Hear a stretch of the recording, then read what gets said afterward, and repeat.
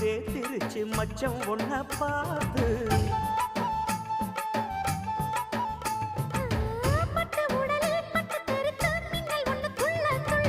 வெக்கம் துடிக்க விளக்கணைக்க ஜன்னல் கண்ணை மூடிக்கொள்ள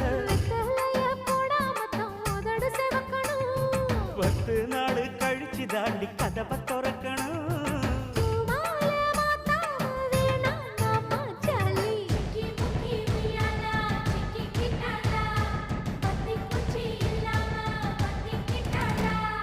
மச்சாங்கிட்ட முந்தானைய தந்து வப்பாளா